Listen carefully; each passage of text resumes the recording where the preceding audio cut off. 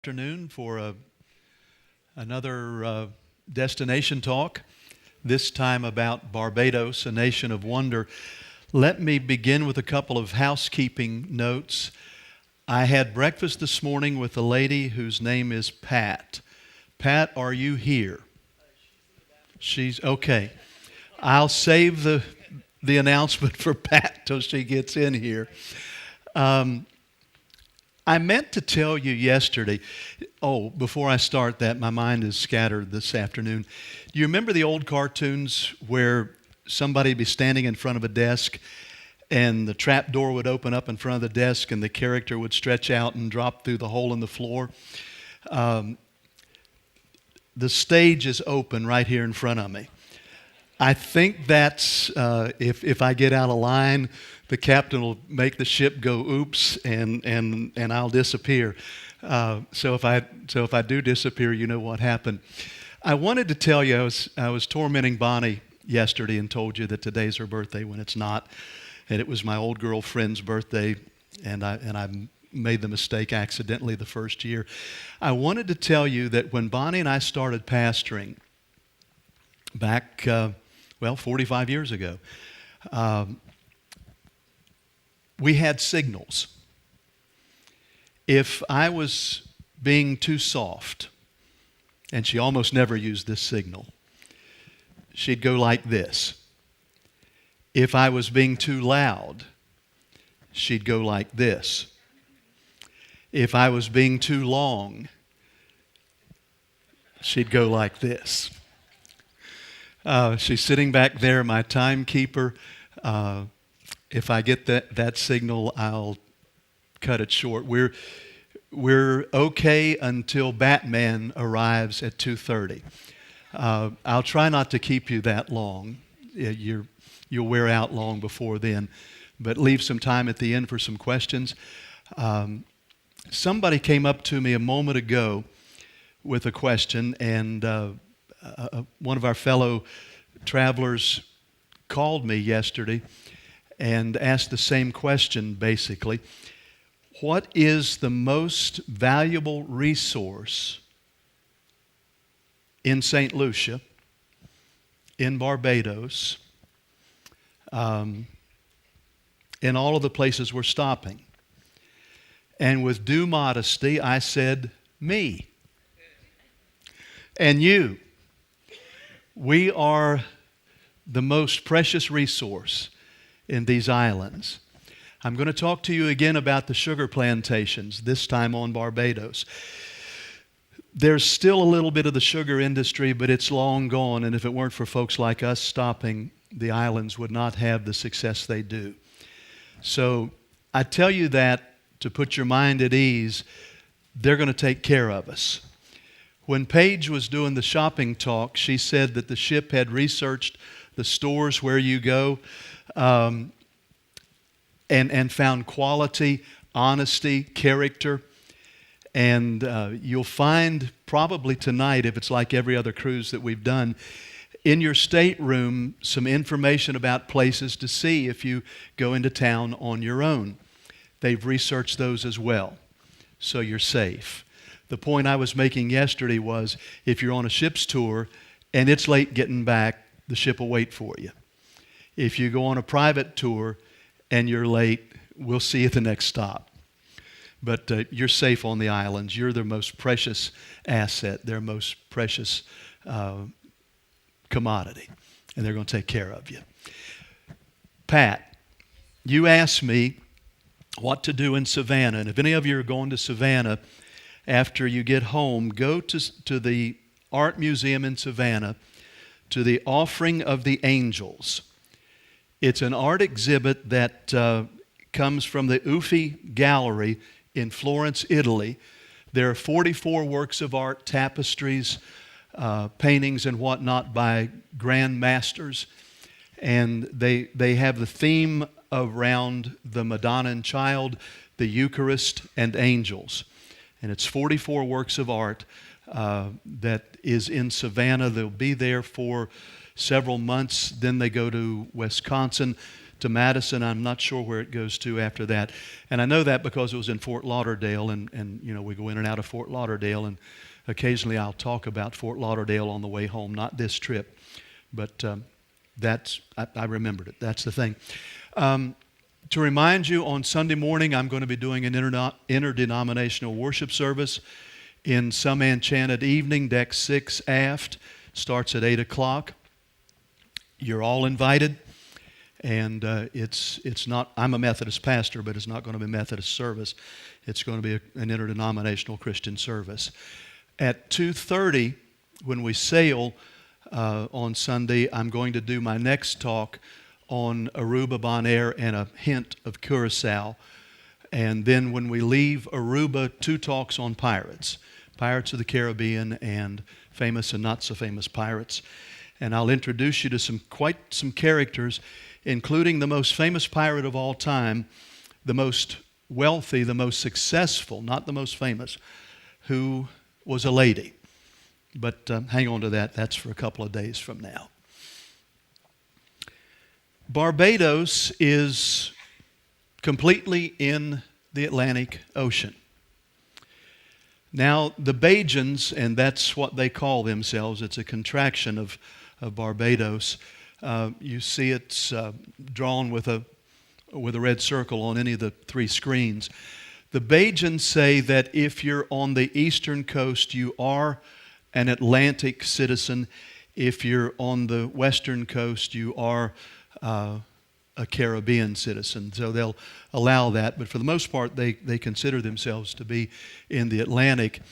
And Barbados is an island that has an unusual beginning. Most of the islands that we visit are the product of volcanic eruptions. And over time, with erosion and nature and all of that taking place, the beautiful islands that we see, Barbados is a coral island. And a different beginning, a different look.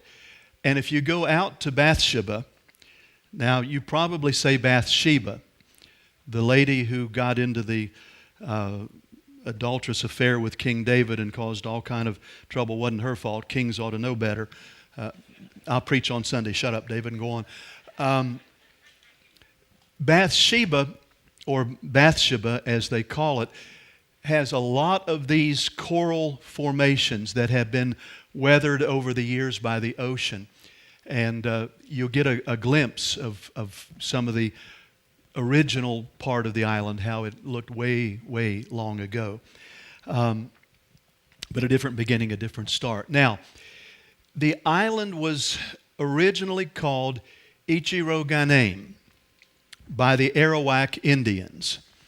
The Arawaks, I've told you before, I'll say it again, came into the islands first. After about 1,000 years, the Caribs came in, chased them out. Then the Europeans came in, chased them out. But they called the island Red Land with White Teeth. The white teeth, anthropologists believe, comes from the fact that the waves washing over the formations, particularly on the Atlantic side, looked like teeth, and hence the white teeth. What the Red Land has been lost to antiquity, but that was the original name. I'll give you another name in a minute or so. I'll give you another name right now. Barbados is from the Portuguese, and it means bearded ones.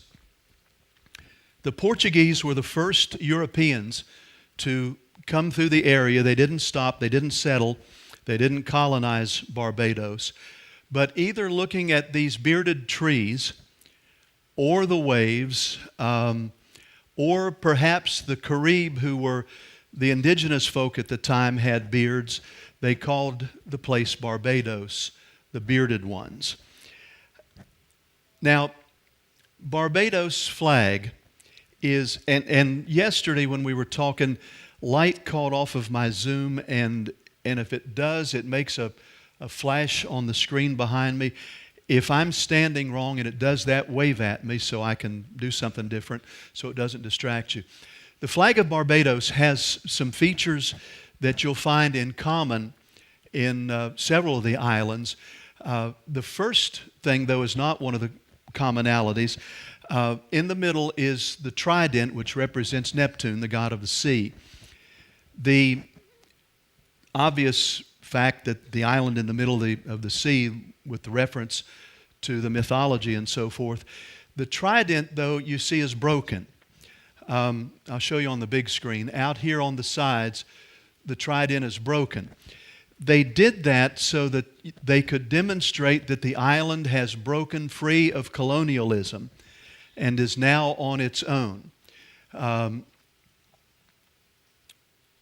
Then the next thing is there are 3 points, and the 3 points talk about government. You may have heard Abraham Lincoln's speech or studied Abraham Lincoln's speech, government of the people, by the people, and for the people. The Bajans, or call them Barbadians if you wish, they'll answer either way, have that as part of their culture as well in their striving for independence. And the last part of the flag is the colors. And here's the commonality: gold for the sand and prosperity, blue for the sky and the water, and the color of fidelity. And you'll see this flying about the island as we go. Now, what is the spirit of the island? What is the religion of the people? Skeptics say that the religion of Barbados is cricket. And those who disagree with that say that music best represents the spirit of the island.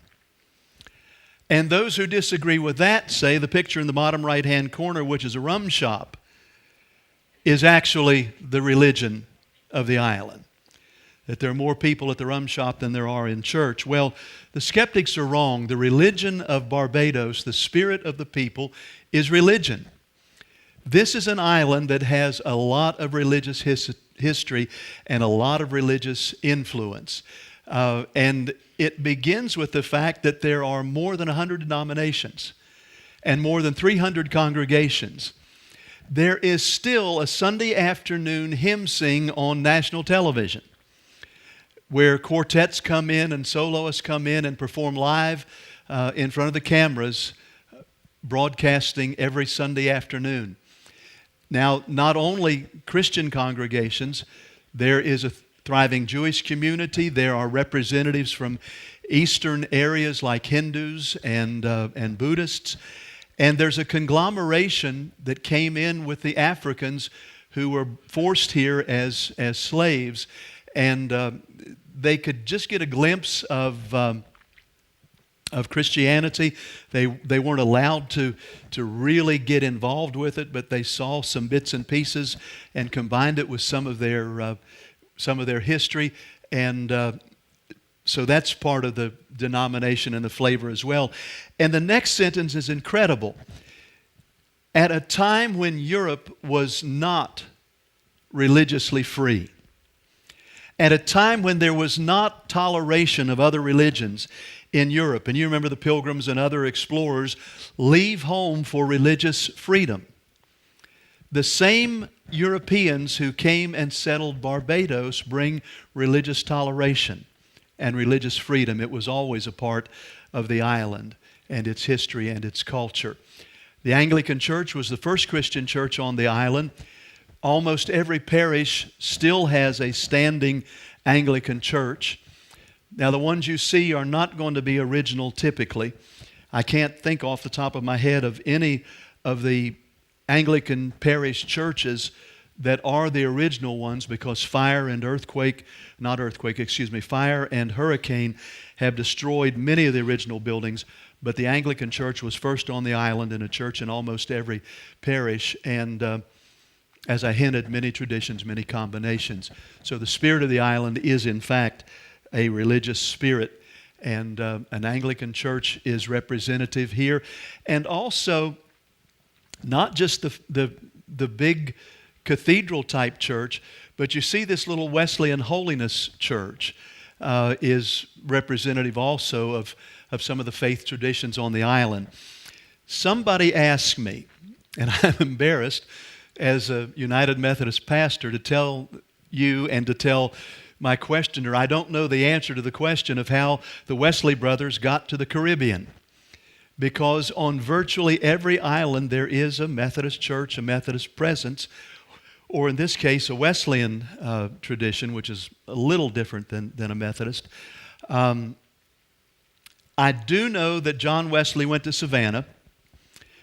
I know he met a girl named Sophie Hopke, fell in love with her, asked her to marry him. She said, "Oh no, I've already got a boyfriend." They came to church. Being the petulant pastor, John Wesley refused to give communion to Sophie and her fiancé. They then enacted an old-fashioned Southern tradition with a barrel of warm tar, a bag of feathers, and a pole. John got word that tar and feathering was about to happen. He got on a ship heading out of Savannah, went back to England, never came back to the New World. So I don't know how the Methodists got here. If you do, tell me later, and we'll share that together. But the tradition is here on the island indeed. Now, another tradition, if you talk to some of the older Bajans, they'll talk about duppies and spirits and potions. Duppies are kind of like the old gremlins. You remember World War II pilots? If something went wrong with the plane, it was a gremlin. Well, the duppies are the Bajan version of that. And they'll still give way to it. They'll still talk about it. They'll blame it on the duppies. But in addition to that, they have potions that they have great faith in. And I'm going to show you the three most popular potions that the old Bajans still cling to and still support. One is you can get a potion to attract love. If you've been looking for love in all the wrong places, you can get a potion to give to somebody you're attracted to, and it'll make them look upon you favorably. And you can develop the relationship. It's not going to guarantee, but it'll at least help and get you in the right direction. Now, the second potion that they're real fond of is one that guarantees success in a job. Not a bad one to have. And the third one, I ought to move it up, I guess, closer to attract love, because it's one that discourages rivals. If someone has cast their eye on your spouse and you want to keep your spouse, you want to get this potion to discourage the eye caster. If you don't care and you want to get rid of him or her, move it on up, buy the one that attracts love and get rid of him or her and start all over again. I say that tongue in cheek. I'm not serious. But these are things that some of the older Bajans have great faith in, and it's part of the culture, part of the flavor. And in spite of all I've just said about the religion of Barbados being religion, there are folks who say, no, it's absolutely not. It's cricket. And they have a national cricket team, and they play, and they're very successful. There's a Caribbean tournament every year, and the Bajans do very well. They also have a football team. For we Americans, that's the Pittsburgh Steelers, who didn't play very well this year, and other teams. For the rest of the world, football is a round ball, and it's called soccer. And there's a National Football Association, and it's an incredible activity on the island. But the most popular game that they play on the island is dominoes. And as you go around in a tour, or as you explore, however you're out, you may see an upturned oil barrel. You may see a table under the trees, and some folks gathered for a game of dominoes. It's a great lunchtime activity. It's really the national sport with folks playing dominoes. Here are the Arawaks. Here are the original guys in. The first European settlers came from England. John Powell was the leader of a group. They weren't coming to Barbados, but they got blown off course and liked it when they got to Barbados and stayed. And for more than 340 years, Barbados has been under the influence of Great Britain. John Powell was the leader of the first group that got here. Now, one of the things these folks did early on was clear the land, cut down the trees, the virgin forests are gone, and planted tobacco, other crops, vegetables, especially sugarcane. And it became a nationwide industry. Well, as sugar industry grew and they processed it with windmills, more about that in a few minutes, the workers were indentured servants. Some of the indentured servants were people that were working off a debt. Others of the indentured servants were convicts who were given the choice, go to Barbados or go to the gallows. So off they go to Barbados, and this picture is from about 1905 and shows some of the workers still at a windmill that was functioning in the industry. And as I said, there's still sugar processing here, not with the same emphasis that it was once upon a time. Speaking of plants, let's go from the potions. Let's go from the potions. If there's somebody off stage can get me a glass of water, I don't know where this came from. Thanks. I don't have one by the computer. The last cruise we were on, I had a bottle of water sitting by the computer. I got a drink. I baptized the computer. It wasn't a good old-fashioned Methodist sprinkle. It was a Baptist immersion. A 20-ounce bottle of water on my Sony Vaio, and it's now a boat anchor.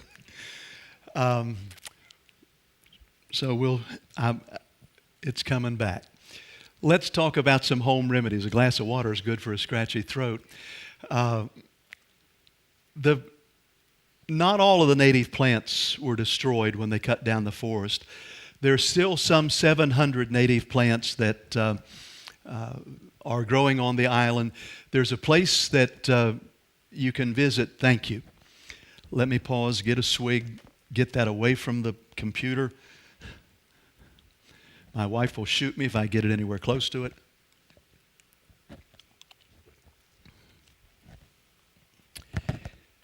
You can actually get spices and so forth. We get to Antigua a whole lot more, but on Barbados there are some home remedies that you may want to be aware of. If you're still suffering from motion sickness when we get there, ginger root or mint leaves, chewing or making a tea. Bladder or kidney problems, ground coconut or coconut water. The folks say these are efficacious and really believe in them. Sunburn, we know this one works. Aloe, the gel inside the stalks of the plants. For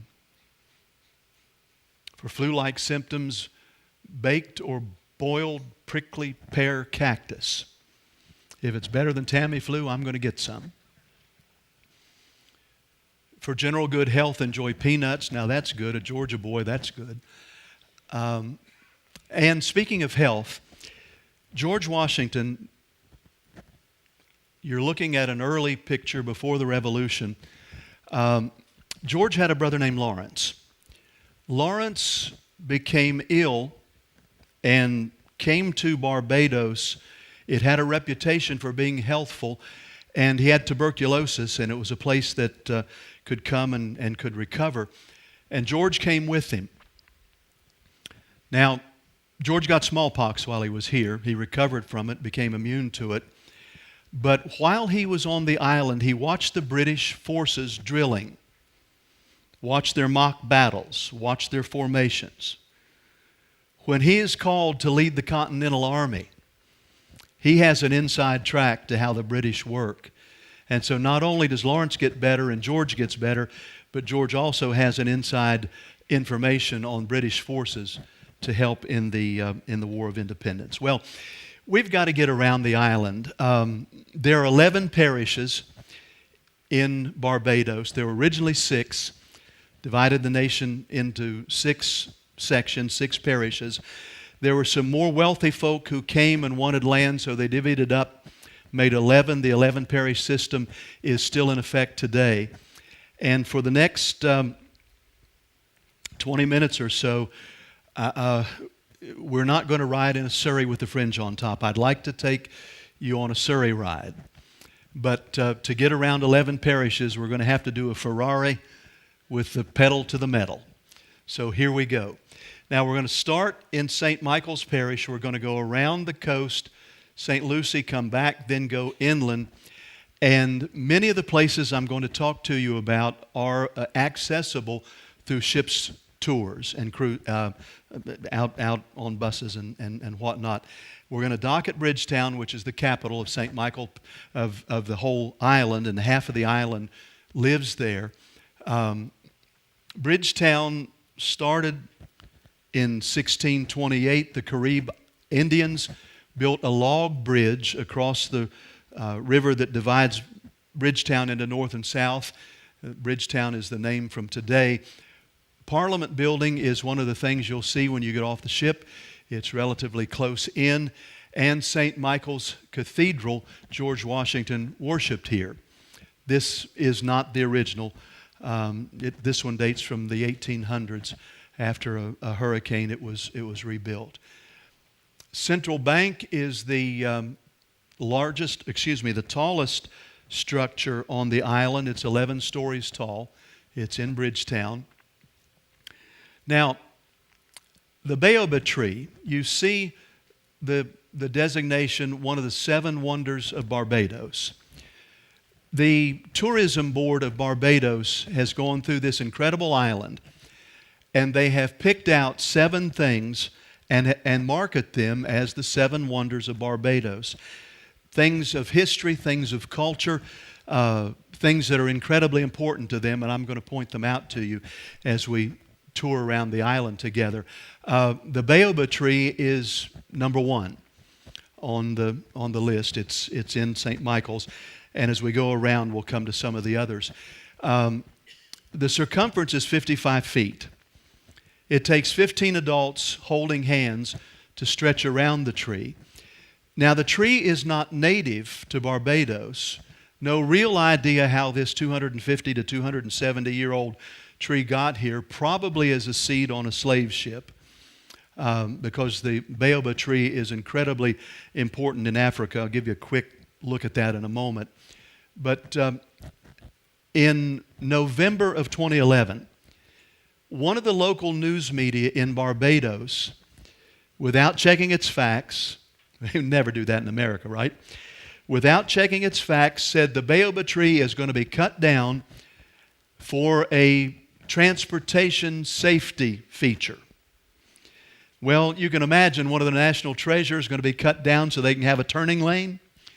Didn't make a lot of folk happy, and there was an uproar, and the news media said, oops, no, it's a one across the street that's going to be cut down. Here's one of the trees in Africa, and just to give you an idea, now on Barbados it's protected. None of this happens, but in Africa they use the timber for all kinds of things. I'm going to run this quickly. You can see them. The bark is used. The leaves and fruits and seeds. The pulp makes a beverage. It's high in ascorbic acid, so it's a medicine. And soap, glue, rubber can be produced from it. An incredibly important tree. And it could be that it was deliberate that the seeds were brought over. But this is in its native state. But you can see this. It's in Bridgetown. And take a look at it. Number 2 on the list is the National Ordnance Collection. If you're into arms and armor, you will see here some pieces that are over 400 years old. There is one piece, the Victoria gun. It weighs about 3 tons. It's the first such weapon that has rifling in it. Was produced in England, brought here. It's at the exhibit. And I go back to this one.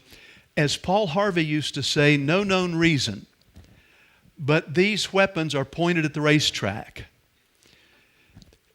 I don't know if it's because if your horse is in second place, you want to shoot the first place horse, or what it is, but but there is the ordnance collection, and there are a lot of old weapons there. The cannon that were just abandoned and were gathered up. Number 3 is the synagogue. This synagogue dates from the late 1600s. Again, some of the folks came over from Brazil. Now, you know that in Spain and in Portugal about that time there was persecution. Jews fled from there to Portugal. When the sugarcane industry began to develop, they came to Barbados and brought technology with them they had learned in Brazil and started a congregation. This building has gone through several remodels. This version was dedicated in 1998. But the original folk who founded the synagogue so many years ago, 15 families went to Rhode Island and about the same time and started a synagogue there. So they went in an evangelistic effort and started a synagogue in Rhode Island. Now, Trafalgar Square is something you see in a lot of British places in memory of Lord Nelson and all of that history. Trafalgar Square has been renamed as National Heroes Square in Barbados. In 1999, the Parliament of Barbados designated 10 of their citizens as national heroes, and they're all memorialized at this square. It's something that's within walking distance that you can see. And as I said, they picked 10 national heroes. The first one that they picked was a slave. His name is Busa. He led a slave insurrection that was unsuccessful. He was captured, he was executed, but the rebellion that he started brought the problem of slavery to the forefront, and within 17 years, slavery was outlawed on Barbados. The next lady is Sarah, and the only lady in the list is Sarah Ann Gill, who was a Methodist. She hid abolitionists. She had meetings in her house. There's a church dedicated to her and named the Gill Memorial Church on the island, and these are the remainder of the folks. You notice as you see their names and as you read their accomplishments, they've been picked, with the exception of one that we'll come to in a moment, because of their concern for other people, because of their work in abolishing slavery, in getting voters' rights, in getting national suffrage. These are the heroes of the island, picked by the Parliament and designated for such. Social justice, a medical doctor who cared for the poor, workers' rights, the first Prime Minister, the father of Barbados independence, the Right Honorable Earl Walton Barrow, worked ceaselessly and tirelessly to help the island become an independent nation. Politician, organizer, Sir Worrell Springer. Now, the most popular man on Barbados by vote is Sir Garfield St. Aubrey Sobers, star cricket player. And according to folks who know cricket, may be the best cricket player to ever pick up a bat. He was voted the most popular person on Barbados and was knighted by Queen Elizabeth II, and he's on the list of the 10 heroes. And Sir Franklin Leslie Walcott, a major politician and worker for human dignity and human rights. Now, tootling on to Christ Church Parish, you can go to the city of Oistins. If you get there on Friday night, you want to take in the fish fry. The Flying Fish Fish Fry. I said it right. The Flying Fish Fish Fry. It takes place every Friday night. All up and down the street, there's music, there's dancing, there are places selling flying fish. One of the nicknames of the island is the Flying Fish Land, the land of the flying fish. And you can buy these little critters fried up. They can't fly, actually. They zoom up, they swim, they zoom up out of the water, accelerating, can soar through the air about 100 feet. It's a great source of pride and dignity for the island, and they fish for them and they serve them up. And during Easter week, there's a festival with competition, prizes. The men on the left are in a filleting contest. It's timed, and it's also judged on appearance and whatnot. An incredible production at Easter. Now, Guy Fieri on diners, drive-ins, and dives doesn't have the recipe. I'm not going to leave it up there long enough for you to copy it. But this is the official recipe for fried flying fish in Barbados. If you want it for your recipe book, see me afterwards. I'll be glad for you to copy it down. But that's the official recipe. And here's what a plate of it looks like served up. Pretty tasty. On over to St. Philip Parish, you'll see Sunbury Plantation. This dates from the 1660s. It has been remodeled. It was reopened in 1990 as a museum. And if you go in and tour through it, you can see how the upper part of society lived during the days of the plantations. It looks like they just went for a drive in the country. It's a great museum, room by room, seeing how the folks lived and so forth. And also in the parish is Sam Lord's castle. Now, Sam Lord is a character. You wouldn't have liked him to be your next door neighbor. Sam decided he wants to have a big mansion like the rest of the crowd. He doesn't have the money. He doesn't have a plantation. He comes up with a plan. He takes lanterns, takes them down by the sea, by the boulders, by the coral formations, by the shoals, and lures ships in. When they crash, he and his men go out, subdue the crew, take the stuff off, use it or sell it, and he builds his castle, which you can still visit. Local lore says there's still treasure to be found at his castle. Now, just up the road from the castle is East Point Lighthouse. It's over here on the right-hand side. I chose this picture so you can see what the area looked like. And before this was built in 1825, dozens of ships wrecked in the area. Once the lighthouse was built, its light would rotate. It was a weighted system. They'd have to pull the weights down with a chain.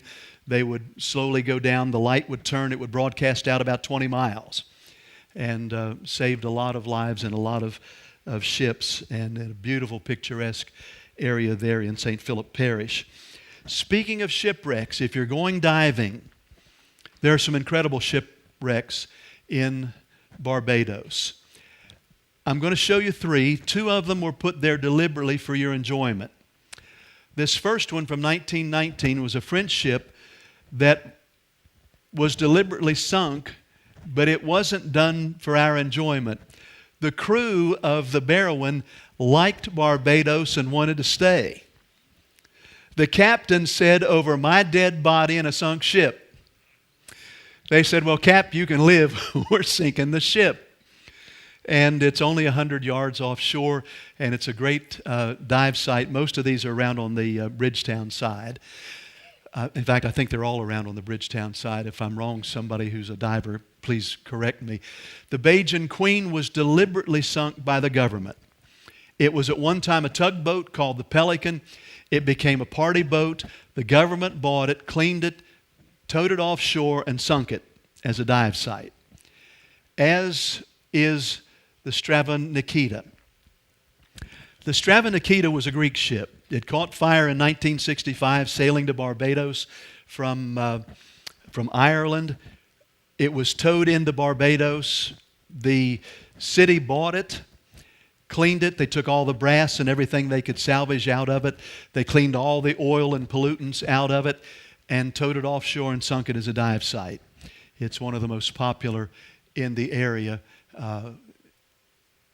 frequently visited by folks who enjoy and are accomplished at the diving. Now, up the coast to St. John's Parish, St. John's Church is here. And St. John's Church, I'm going to pause and show you because of one grave. There's a fella who's been buried there for a long, long time. His name is Fernando Paleologus. Fernando was working for Constantine the Great and took up residency in Barbados. He died in Barbados. His grave is there. There was a mystery that he was buried backwards. According to the Greek Orthodox tradition, you are to be buried with your feet pointing east and your head pointing west. The reason for that is the New Testament says when Jesus comes back, it's going to be like as the lightning flashes from the east to the west. And the theology is when Jesus comes back, the saint will be resurrected and will be looking at his Lord as he comes. The story, nobody knows how it got started, was he was buried backwards with his head pointing east. Well, they put up with that story for about 200 years till one of the pastors in the church in the 1800s said, we're going to settle this. Dug him up. Yep, he's buried right. Put him back down. But his grave is there. You can visit it. And also in St. John's Parish is the oldest seminary in the Western Hemisphere. It's an Anglican seminary, still preparing Anglican priests for the ministry. And one of the neat things, what's not beautiful in these islands, as you drive into the property down these trees, there are 3 arches at the main building, and you can see a glimpse of blue. That's the Atlantic Ocean. What a place to go to school and to study as you go there. Now, St. Joseph's Parish is next. Another site to see, Hackleton's Cliff, this old stereoscopic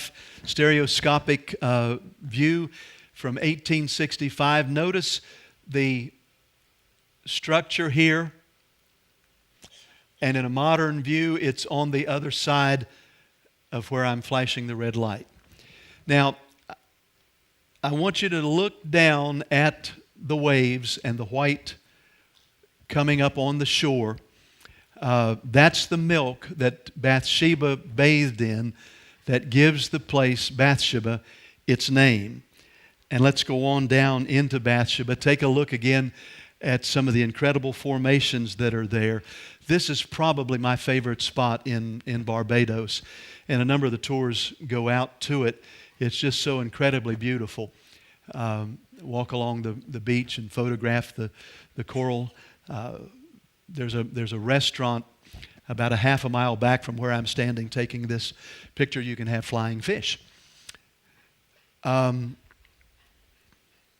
up to St. Andrew Parish, where they once had a train stop. The train would come from Bridgetown, would go through 5 parishes, stop in Bathsheba and then Bella Plain. It was a party train.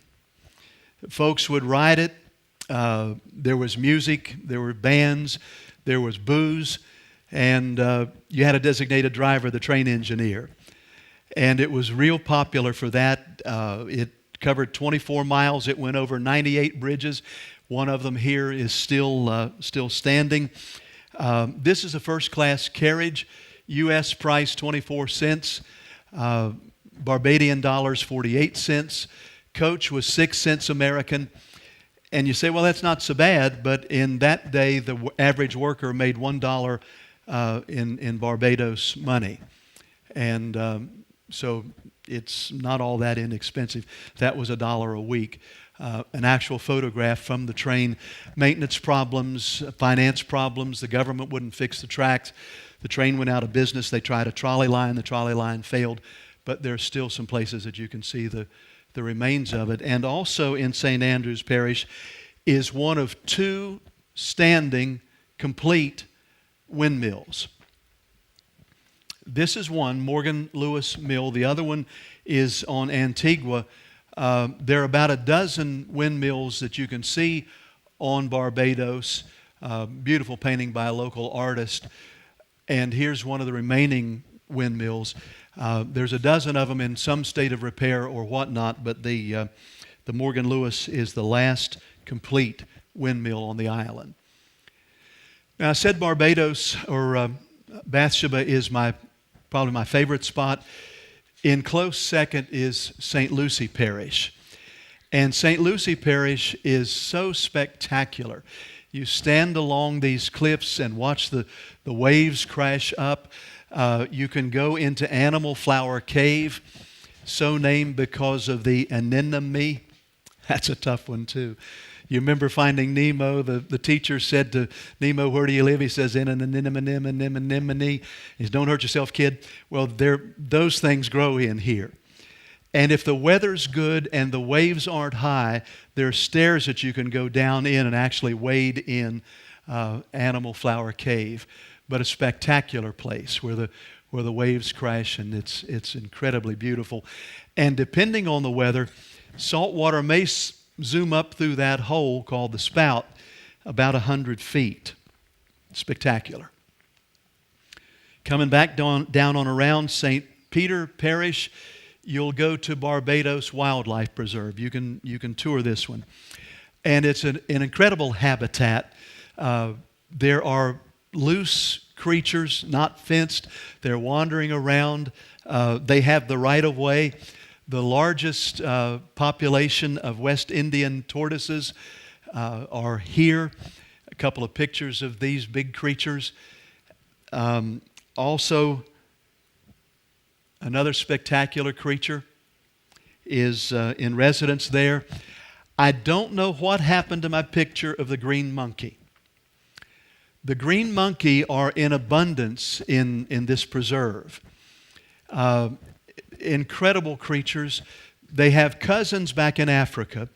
The African cousins have the AIDS virus. The Barbadian monkeys don't. They're free of the virus. They're free of disease. Scientists have used them to help humankind. The polio vaccine was developed because of the help of the green monkeys. Their livers were used in the process of it, and they're not in scientific exploration now, but they have been, and there's quite a population of them. You may see them along.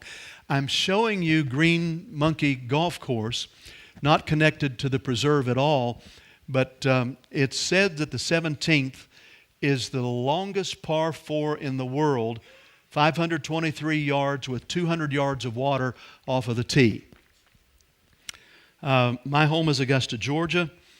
If the little golf tournament played there every spring, you may have heard of it, the Masters. If I were arrested for being a golfer, the grand jury would no-bill the case. I know which end of the club to hold. That's about the extent of my golf. But this is supposed to be quite a course, quite a challenging course. I don't know if it's the one that's offered as one of the tours or not, but the Green Monkey Hole, if you're not good off the tee, you might want to walk around because you'll lose some balls in that 200 yards. Number 5 in the wonders is one of 3 remaining Jacobean mansions, true Jacobean mansions built in the reign of King James I, that exist in the Western Hemisphere. One is St. Nicholas Abbey, and here's a picture of the abbey when it was also a plantation. Story of intrigue: the owner's wife got involved with the owner's best friend. The owner died, but the mansion remains as one of the remaining ones. Also in the parish is Drax Hall. 2 brothers built this for their plantation. And the third one is in Newport News, Virginia. The last 3 remaining true Jacobean structures, characterized by the peaked gables, the pointed gables, beautiful architecture. St. James Parish, you'll want to visit, hello? St. James Parish, yeah. I'm sorry. I'm ahead of my cheater. Holetown Beach is where Europeans first settled. Beautiful beach. If you're a swimmer and a beach person, it's a great place to go and to lay out in the sun and enjoy the water. And one of the things there are these chattel properties. Now, chattel literally means movable property. And when indentured servants were in the area, they were allowed to build their own houses. The lumber came in from North America, simple construction, limited tools. If you finished a job or were fired, you could take your house down and move it. And there's a lot of them still in the area. Beautiful, colorful chattel houses, and they're there around Whole Town in St. James Parish. I was looking ahead to St. Thomas Parish, where you'll want to see Welchman Hall Gully. Now, beautiful place, lots of flowers, lots of trees, a great natural preserve, and number 6 on the list of 7 is the grapefruit. The grapefruit is a cross between 2 oranges, and it actually happened in nature here or on Barbados. The first grapefruit, and it was called the forbidden fruit, was developed at the Gulch, and they renamed it later the grapefruit because it looks like a grape, and that's number 6 on the 7 wonders. Also in the same parish, in St. Thomas Parish, is Harrison Cave. Little story about Harrison Cave. They've known the cave was there for years. In the 1970s, the government said, let's develop it, let's make it a tourist attraction. And so they began to work on it, and they spent $85 million. A newspaper editorialized, if 156 people a day paid the $60 entry fee every day for the next 25 years, they'll finally pay for the original project that opened Harrison Caves to the public. For you non-spelunker, those are stalactites. They stick tight to the ceiling. These are stalagmites. They might grow up to reach them. And if they do, they meet in the middle, and they're called columns. If you go see it, and you can tour Harrison Caves, a public service warning: these rocks are poisonous. 1 drop will kill you. Oh, come on, it's better than that. If they fall off the ceiling, if they drop on you, they'll kill you. Never mind. Come back for the Pirates of the Caribbean, there's more stuff like that. Only 1 or 2, I promise you. St. George Parish is our last stop, the last inland of the parishes. And here you'll want to see, and you can see, Gun Hill Station. There's still 3 of these lookout places on the island. They were built so that they could, from where they were, they could see all around the island and spread the word if another ship or ships of any kind were coming. And Gun Hill is restored. You can see it. It's down here on the bottom, this arrow from Google Maps. There are 2 others that those are the sites, but they're not as well maintained as Gun Hill. Now, wrap it up with this. You know, if you've been here before, that the Bajans are some of the most polite, wonderful folk that you'll ever meet in the islands. They speak perfect English, a little bit of an accent that gives it that great flavor. They also have a dialect of their own. And they like to play tricks on visitors, just to have fun with you. Or if you're showing out and disrespecting them, they'll use the dialect so they can call you a clunk and you don't know you've been clunked. To help you, here's a public service. Rocks are poisonous? No. I want you to see the words, the Bajan expressions, the English equivalent. If you hear somebody say blue vex, they're extremely annoyed. Botheration is a problem. Brought upsy is how a child is raised. Doesn't that sound great? Brought upsy. This next one is one of my favorites. You can just picture this. It's a great word picture. Cat spraddle means knocked out. That's just a great one. Duck guts, to be seriously in trouble. And if you have kids or grandkids that don't listen to you, you'll understand this one. They have hard ears. Did you hear what I said? Hard ears means disobedient. Now let's finish it with this. Some Bajan parables. They've got a great sense of humor. They've got a great philosophy and a great outlook on life. And let me give you a disclaimer. Seriously, honest Injun, I'm not trying to make fun. Bonnie and I have a friend who lives on Barbados. She's a native. She was born and raised there. What a lucky gal. And she told me these parables. So my spelling and my alleged pronunciation is not meant to be ugly. This is as close as I can come to the way it's said. And here comes the parable and the translation. Don't rush the brush and throw away the paint. Don't allow haste to create problems for you. It don't take a big axe to cut down a big tree. Size or lack of it does not limit capabilities. Loose goat don't know what the tie goat see. You have to be in somebody else's shoes before you really understand what's going on in their lives. You got plaster for every sore. Do you know people who have an answer for everything? Doesn't matter what you say. Oh yeah, the way we do it is. And the last slide, more Bajan parables. You can't want it in the glass and in the bottle too. Can't have it both ways. Every pig got a Saturday. Your day's coming. Everyone will pay for his deeds at some point. And my all-time favorite. Nope, second all-time favorite. If you didn't at the christening, you shouldn't be at the wedding. If you don't know what's going on, if you weren't there at the start, keep your mouth shut. Don't give any advice. This is my favorite.